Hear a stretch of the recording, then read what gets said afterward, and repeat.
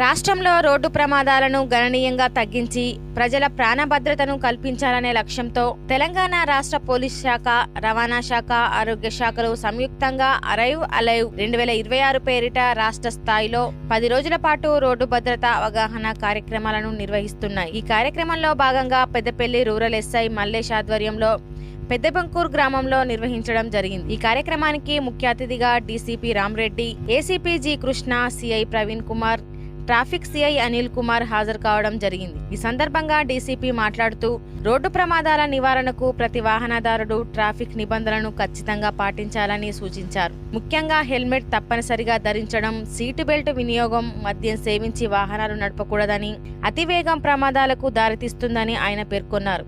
ఈ కార్యక్రమానికి సర్పంచులు, ఉప సర్పంచులు, వార్డు మెంబర్లు, గ్రామ ప్రజలు, పోలీస్ సిబ్బంది తదితరులు పాల్గొన్నారు.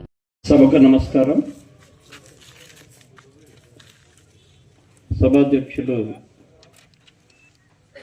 పెద్దపల్లి సర్కిల్ ఇన్స్పెక్టర్ ప్రవీణ్ గారికి, మన పెద్దపల్లి ఏసీపీ కృష్ణ గారికి, ట్రాఫిక్ సిఐ అనిల్ గారికి, రూరల్ సబ్ ఇన్స్పెక్టర్ మల్లేష్ గారికి, ఈ గ్రామ ప్రథమ పౌరులు కొత్తగా ఎన్నికైన సర్పంచ్ తిరుపతి గారికి, అలాగే కొత్తపల్లి సర్పంచ్ గారికి, గ్రామ ఉప సర్పంచ్ గారికి మరియు ఈ గ్రామ వార్డు మెంబర్లందరికీ నా హృదయపూర్వక నమస్కారాలు తెలియపరుస్తూ, అలాగే పెద్దబంకూరు గ్రామ పుర ప్రముఖులు, మీడియా మిత్రులు, ఈరోజు గౌరవనీయులు మన ముఖ్యమంత్రి గారు ఒక మంచి ఆలోచనతో మా డీజీపీ గారి ఆధ్వర్యంలో సిపి గారి ఉత్తర్వుల ప్రకారం అరైవ్ అలైవ్ అంటే ప్రాణాలతో చేరుకోవడం, అరైవ్ అలైవ్, మనము మన గమ్యస్థానాన్ని ప్రాణాలతోని చేరుకోవడం. ఇప్పుడే మా సిఏ గారు ఇంట్రడ్యూస్ చేసినట్టు మనం వివిధ రకాలైన యాక్సిడెంట్లో చేసిన వ్యక్తి మనం చూడడం జరిగింది. పాప మా బాబు బాధపడుతుంటే నేను మా కుటుంబానికి బరువైపోయాను అనేది మా ఏసీపీ కృష్ణ గారు మీకు ఎంత మంచిగా ఎక్స్ప్లెయిన్ చేశారు. ఏసీపీ కృష్ణ గారు 2-3 రోజుల నుంచి ఆయన గొంతు బాగాలేకుంటే మాట్లాడట్లేదు. ఈరోజు ఆ బాధను చెప్పడానికి, ఎక్స్ప్లెయిన్ చేయడానికి ముందుకొచ్చి మాట్లాడడం జరిగింది. అలాగే ఇంకో కుటుంబం చూసాం. పాపం వాళ్ళు కంప్లీట్ కోల్పోయి చుట్టుపక్కల వారు బనాయిస్తారట, ₹1,00,00,000 వచ్చినాయి, మీకు ₹1,00,00,000 వచ్చినాయని. పాపం వాళ్లకు 10 లక్షలు ఖర్చు అయినాయి. అంటే ఇవన్నీ ఎందుకు? ఆ అమ్మాయి వాళ్ళ బ్రదర్కు ప్రామిస్ కూడా చేయించింది. ఏమని? హెల్మెట్ లేకుండా పోవద్దు, తాగి బండి నడిపియద్దు. అంటే ఇంట్లో కూడా కంట్రోల్ చేసినా కానీ కొన్ని వాళ్ళ దురదృష్టవశాత్త అదేంటిది అనేది భగవంతుడు చూడాలి. అలాగే మీ గ్రామస్తులు చెప్పినట్టు పాపం అతనిది మానసిక, అంటే యాక్సిడెంట్లో మానసిక వ్యాధికి లోనవడం. అంటే మరి ఈ యాక్సిడెంట్లో వల్ల ఎవరన్నా హెల్ప్ అయిన వాళ్ళు కానీ, బాగుపడ్డోళ్ళు కానీ ఒక్కళ్ళు అన్నున్నారా? ఎవ్వరు లేరు. మరి ఎందుకు మనం ఈ జాగ్రత్త? అంటే మనకు ముఖ్యమంత్రి గారి నుంచి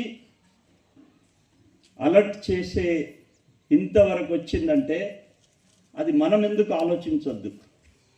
మనం కూడా జాగ్రత్తగా ఆలోచించి మన పాలకులు, మన పై అధికారులు చెప్పినట్లు మనం కూడా మన గమ్యస్థానాన్ని ప్రాణాలతో చేరుకోవాలనే ఉద్దేశంతో ఈ అరైవ్ అలైవ్ అనే ప్రోగ్రాంను నిన్న ఏర్పాటు చేయడం జరిగింది.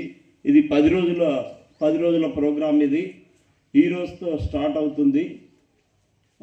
ఈ రకంగా ఈ ప్రోగ్రామ్ను సక్సెస్ చేసినందుకు మా రూరల్ సబ్ ఇన్స్పెక్టర్ మల్లేష్ గారికి, సిఐ ప్రవీణ్ గారికి, ట్రాఫిక్ సిఐ అనిల్ గారికి, మా ఏసీపీ పెద్దపల్లి కృష్ణ గారికి హృదయపూర్వక ధన్యవాదాలు తెలియజేస్తూ ముగిస్తున్నాను. పెద్దపల్లి గ్రామ ప్రజలకు నమస్కారాలు. నిజంగా ఈ మీటింగ్ పెట్టేటప్పుడు పెట్టమని చెప్పినాం కానీ వింటుంటే మంచిగా అనిపిస్తలేదు, బాధ అవుతాను. చూస్తాం ఇప్పుడు దాదాపు 30 ఏళ్ళ సర్వీస్ అయిపోయింది పోలీస్ డిపార్ట్మెంట్లో. ఎన్నో యాక్సిడెంట్లు కళ్ళ ముందు ఇట్లా చేతులకి వెళ్ళి, ఇప్పుడంటే 108 వచ్చింది. మేము ఎస్ఐలు ఉన్నప్పుడు 108 లేదు. అప్పుడు మాకు పోలీసులకు జీవులు కూడా లేవు సరిగా. ఏదో ఎదురుగా వచ్చే ఆటోనో లేకపోతే రోడ్డు మీద పోయే జీపునో, అది కూడా కట్టర్ ఎక్కడ ఆగిపోయి తెలియదు. ఆపితే ఇక్కడ ఆగినట్టు మళ్ళీ ఇక్కడ ఆగుతుంది తెలియదు. ఆటోలు కూడా ఇంత లేవు, ఇంత ట్రాన్స్పోర్టేషన్ లేదు ఒక మాటలో చెప్పాలంటే. అటువంటి రోజుల్లో ఏదో యాక్సిడెంట్ అయితే పోలీసే దిక్కు, ఇంకోటి ఫోన్లు, సెల్ ఫోన్ లేవు. ఉదాహరణకి మానకొండ వేసే ఉన్నప్పుడు చెరువు ఉంటుంది మానకొండ దగ్గర, మీకు అందరి దేశం రోడ్డు మీద కనబడుతుంది. డౌన్లో 2 బండ్లు గుద్దుకున్నాయి, 2 వీలర్స్.